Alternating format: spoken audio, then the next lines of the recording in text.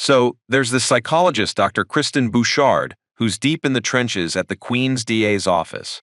Her latest gig involves a dude named Orson, who's trying to play the insanity card by claiming he's possessed by a demon. Drama ensues when Kristen wants to run more tests, but the prosecution shuts her down and kicks her to the curb, leaving her drowning in student loan debt. But fear not, because David Acosta swoops in with a job offer. He's a Catholic Church big shot who needs Kristen's expertise to figure out if LaRue's demon spiel holds any water. Things get freaky when Kristen starts getting visits from George in her dreams, a demon who seems to know a bit too much about her secrets and her feelings for David. But hold up. Turns out, LaRue also knows stuff he shouldn't about Kristen, leading her to uncover that her therapy files have been swiped by a shady character named Leland Townsend. Kristen puts two and two together and realizes Townsend been pulling LaRue's strings to fake this possession nonsense. David drops some truth bombs about how demons are just a scapegoat for the real evil lurking around, like Townsend. With her eyes opened, Kristen decides to stick with David and his crew for the long haul. So, there's this girl, Naomi Clark, who basically pulls off a miracle by coming back to life right in the middle of her autopsy. They start digging into security footage and spot a woman who supposedly kicked the bucket an hour before Naomi, which Ben suspects might be some sneaky digital trickery. Things get even weirder when the DA offers Kristen her job back, but then does a complete 180 and hires Dr. Townsend instead. Meanwhile, Kristen's daughter Laura starts having nightmares about this dude named George, which freaks Kristen out until she realizes George is just a made-up character from a scary movie. But the real bombshell comes when David uncovers that the hospital goofed up and pronounced Naomi dead way too soon. Turns out, there's some shady business going on, with racist practices being exposed left and right. David gets Kristen to blow the whistle on the hospital, and they're in for a legal showdown. As if things couldn't get crazier, David goes full Indiana Jones and buys himself some hallucinogens to commune with the divine. So, Kristen's got some serious beef with Townsend after finding out he meddled with one of her past cases. Meanwhile, David gets roped into assessing the case of Byron Duke, a big-shot Broadway producer who apparently made a deal with a demon named Joe for a shot at a Tony Award. Ben and Kristen aren't buying it, though. They're convinced Joe is just some prankster hacking into Duke's gadgets. But despite their efforts to track down the hacker, Joe manages to infiltrate Ben's home and wreak havoc, driving his sister up the wall until things get physical and the device bites the dust. With Duke spiraling into a full-blown meltdown, David hunts down the tech whiz behind the prank, only to hit a dead end when the guy swears up and down he's innocent. Things take a tragic turn when Duke receives a chilling email hinting at a fiery fate, leading him to take his own life. On the other hand, Kristen pulls off a clever move, using a deepfake of a conversation with Townsend to outsmart him in court. As if that wasn't enough drama, David's advised to start jotting down his divine visions. And wouldn't you know it, his scribbles lead to a mind-boggling puzzle involving the Salvator Mundi that points to some mysterious convergence spot near New York. So, this McChrystal family's in a real bind, convinced their little 9-year-old, Eric, is harboring a demon. Kristen, though, thinks it's just your run-of-the-mill psychopathic behavior. During the evaluation, Eric clicks with David, who sees a chance to steer the kid in the right direction by nudging him to reach out to a higher power. Meanwhile, Kristen's mom, Cheryl, splurges on some fancy augmented reality headsets for her grandkids, complete with a creepy game featuring a girl named Rosa 390. The girls get hooked, much to Ben's suspicion. Ben tries to nix the game, but Rose 390 ain't having it. She starts messing with the girls' heads, even dropping a bomb about their dad being dead. Kristen steps in and snatches those headsets away, but the damage is done. Meanwhile, Eric seems to be making strides, even asking David to school him in comic art. But when David swings by, he stumbles upon Eric trying to drown his baby sister. The church gives the green light for an emergency exorcism, but by the time the team arrives, it's too late. The McChrystals have taken matters into their own hands, leaving David and Kristen haunted by their inability to save Eric. Guilt City population, them. So, Kristen and Dr. Boggs find themselves in a real pickle when the church decides to go ahead with an exorcism on Caroline Hopkins, who's showing signs of both schizophrenia and what seems like demonic possession. It's a real tug of war between concerns for Caroline's well-being and the priest's fears of the evil within her. Things get heated as both sides square off over what's best for Caroline. But leave it to David to swoop in and work his magic. He helps Caroline battle the darkness eating away at her, and bam! Just like that, she's back to her old self, sanity intact. Meanwhile, Ben gets his 15 minutes of fame on a paranormal show where he exposes some shady, ghostly antics. Looks like he's got a new admirer, too, as his co-host Vanessa slips him her digits after the show. Riz King Ben. But the drama doesn't stop there. Townsend's up to his old tricks, charming Cheryl at a restaurant. He's playing on her longing for love, and it looks like he's reeling her in. Cheryl's watching her grandkids on Halloween when this masked stranger named Brenda crashes the party. She takes the kids on a bone-chilling trip to a graveyard, spinning tales of horror about a poor girl mistreated by her folks. But then, poof! Brenda vanishes into thin air, leaving nothing but her eerie mask behind. So, the team's got a real head-scratcher on their hands. This lady named Grace Ling claims she's channeling divine prophecies that spell doom for the church. David's thrown into the hot seat to figure out if Grace is the real deal or just another false prophet. But there's a catch. His boss is breathing down his neck, pushing him to brand Grace as a fraud and squash her so-called gift. Meanwhile, Dr. Boggs hooks Kristen up with a neat trick to control her dreams, which comes in handy when George makes a surprise comeback. Cheryl's got her own agenda, inviting Townsend over for dinner while Kristen pays David a visit in his hallucinogenic state. Things take a dark turn when Kristen catches Townsend cozying up to her daughters. She sends him packing with a not-so-subtle reminder to stay away from her family. David digs deeper and uncovers a twist. Those prophecies aren't about the church biting the dust, but the whole dang world. As if things weren't complicated enough, Grace gets nabbed by immigration, leaving David scrambling to piece together the puzzle before it's too late. But there's more drama brewing in the shadows as Cheryl sneaks off to see Townsend in secret, and let's just say, things get steamy.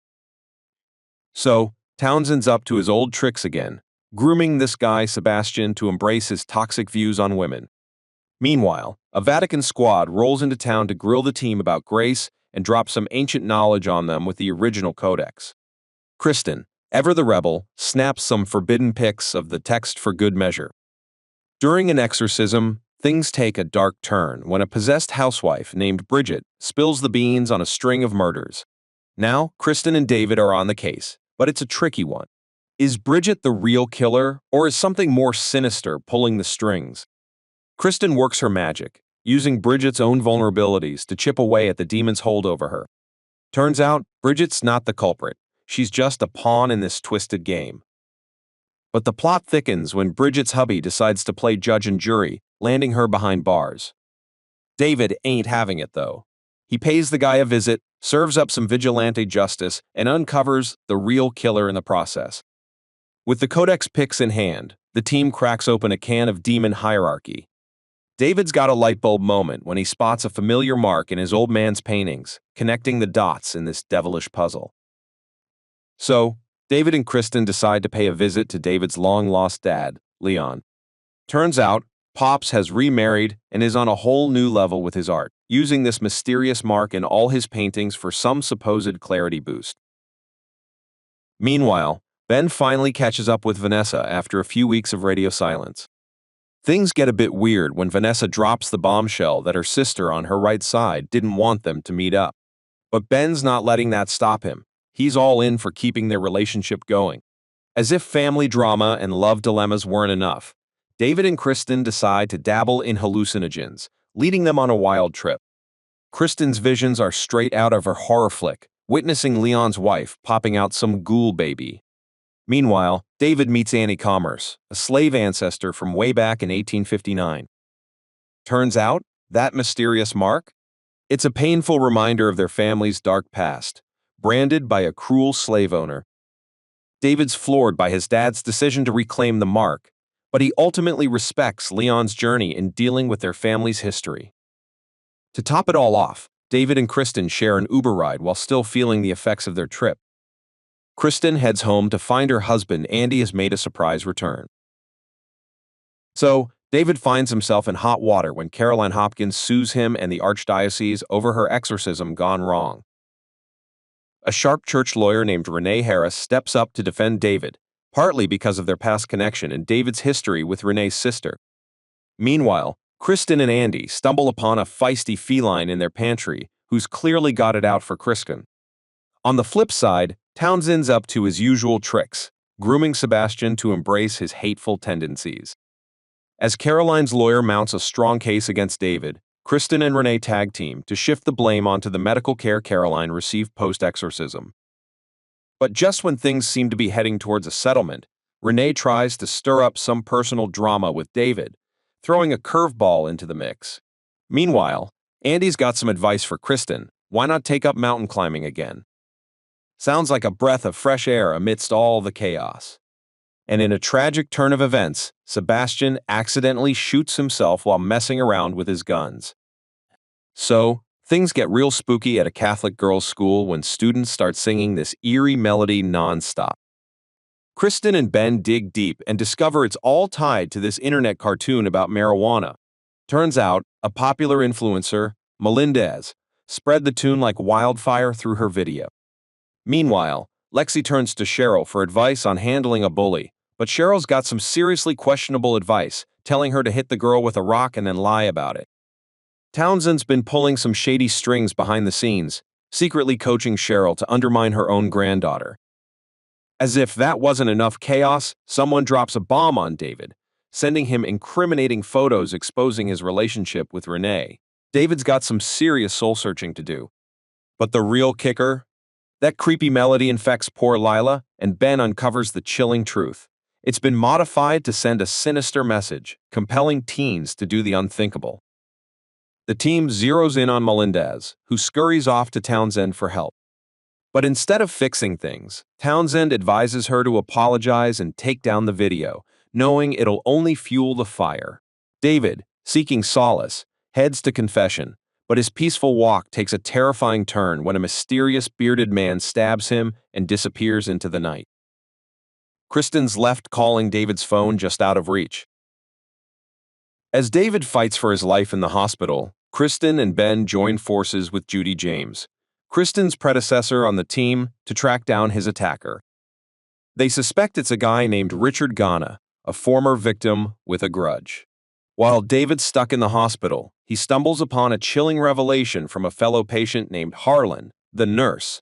Linda Bloch has a sinister side, targeting black patients and collecting their wristbands as trophies. David tries to break free from Bloch's grip, but each attempt falls flat.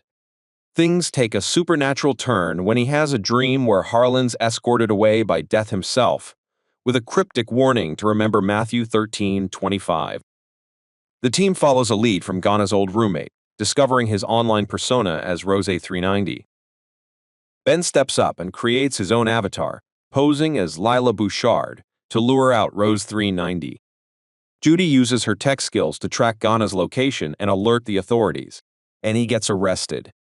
But just when they're about to nab Bloch, she slips through their fingers, leaving behind a chilling reminder of her crimes, a collection of wristbands.